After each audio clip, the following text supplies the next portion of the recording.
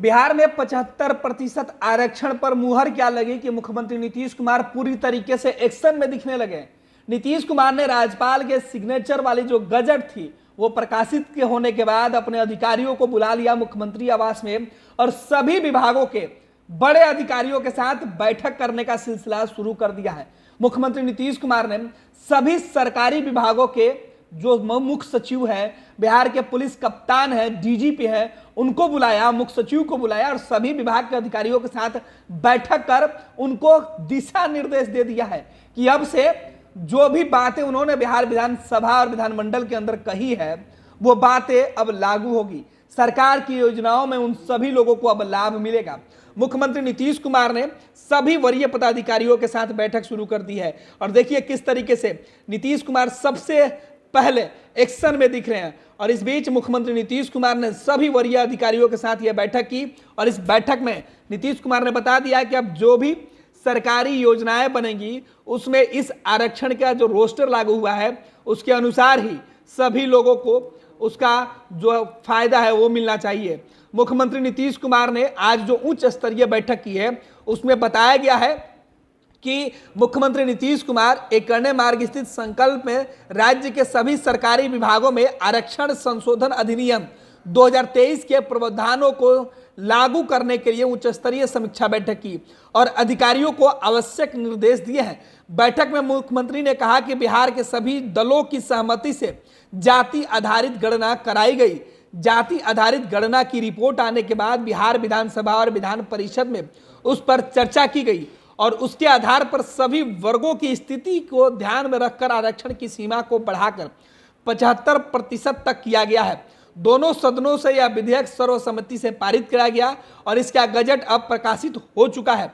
सभी विभाग इसको ध्यान में रखते हुए आरक्षण अधिनियम के प्रावधानों को पूर्ण रूपेण लागू करें ताकि लोगों को इसका फायदा तेजी से मिले। मुख्यमंत्री नीतीश कुमार ने कहा है कि जाति आधारित गणना में लोगों की आर्थिक स्थिति की गणना कराई गई है जिसके आधार पर तय किया गया है कि प्रत्येक गरीब परिवार को 2 लाख रुपए की राशि उपलब्ध कराई जाएगी। भूमिहीन परिवारों को मकान बनाने के लिए जमीन क्रय हेतु 1 लाख रुपए की राशि सरकार देगी। स्वतः जीविकोपार्जन योजना के प्रत्येक लाभार्थी को 2 लाख रुपए तक दिए जाएंगे। राज्य में अब तक 1 करोड़ 30 लाख जीविका दीदियां स्वयं सहायता समूह से जुड़ चुकी हैं। अब 1 करोड़ 50 लाख जीविका दीदियों को स्वयं सहायता समूह से जोड़ने का लक्ष्य रखा गया है।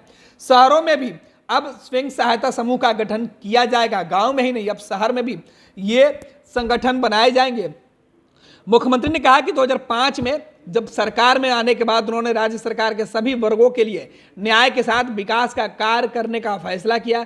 सभी जाति और सभी वर्गों के हित के लिए सरकार उसके बाद लगातार काम करी है। उन्होंने ये भी कहा कि 12.5% बच्चे स्कूल से बाहर थे जिन्हें स्कूल पहुंचाया गया और अब स्कूलों से बाहर रहने वाले बच्चों की संख्या आधे प्रतिशत से भी कम हो गई है।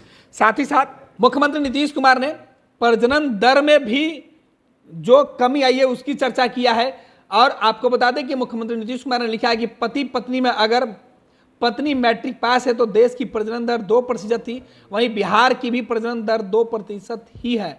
पति पत्नी में अगर पत्नी इंटर पास है तो देश की प्रजनन दर 1.7 थी। पति पत्नी अगर मैट्रिक पास हैं तो देश के प्रजनन दर 2 थी और अब बिहार में भी यह प्रजनन दर 2 ही थी। पति पत्नी में अगर पत्नी इंटर पास है तो देश के प्रजनन दर 1.7 थी और बिहार की प्रजनन दर 1.6 थी। इसका ध्यान में रखते हुए लड़कियों को शिक्षा पर हमने काफी जोर दिया है। मंत्री ने कहा कि बिहार से झारखंड के अलग होने के बाद राज्य का हरित आवरण क्षेत्र करीब 9% था। काफी संख्या में पौधारोपण कराया गया और राज्य का हरित आवरण क्षेत्र अब 15% हो गया है। इस प्रकार मुख्यमंत्री नीतीश कुमार ने 2005 से लेकर अब तक सरकार में रहने के दौरान जो काम उन्होंने किया है उसकी चर्चा की। मुख्यमंत्री नीतीश कुमार ने सभी विभागों के अधिकारियों को सख्त हिदायत देते हुए कहा है कि अब गजट पास होने के बाद सभी विभागों में इसको जल्द से जल्द लागू करें और कार्रवाई करें, एक्शन होगा और लोगों को यह भरोसा दिलाया जाए कि सरकार ने जो बातें कही थी उस पर सरकार पूरी तरीके से खरा उतरने की शुरुआत कर चुकी है। नीतीश कुमार की तस्वीरें देखिए किस तरीके से अधिकारियों की बैठक सीएम ने बुलाई आनन फानन में सीएम आवास में, यानी तय हो गया कि नीतीश अब देर नहीं करेंगे, जल्द ही लोगों को इस नई आरक्षण नीति के तहत फायदा पहुंचाएंगे। पनोरमा ग्रुप, जो सोचता है वो करता है। ये लो मुंह मीठा करो, आज मैंने अपना जॉब छोड़ दिया, अब हम पूर्णिया वापस जाएंगे। जॉब छोड़ दिया है? मतलब ये घर कैसे चलेगा? हम करेंगे क्या? और माँ बाबूजी क्या बोलेंगे? इसलिए मैं एक और मिठाई का डब्बा लाया, अपने बिजनेस के लिए लोन अप्रूव हो गया। अरे लोन अप्रूव हो गया वो तो ठीक है, लेकिन पूर्णिया में हम रहेंगे कहाँ? अपना घर भी तो नहीं है वहां। इसलिए तो एक और मिठाई का डब्बा अलग से लाया हूं।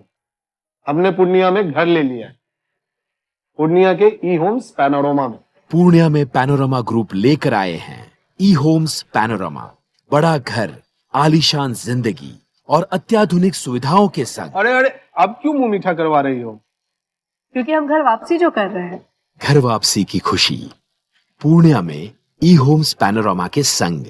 ई Homes Panorama, luxurious lifestyle redefined.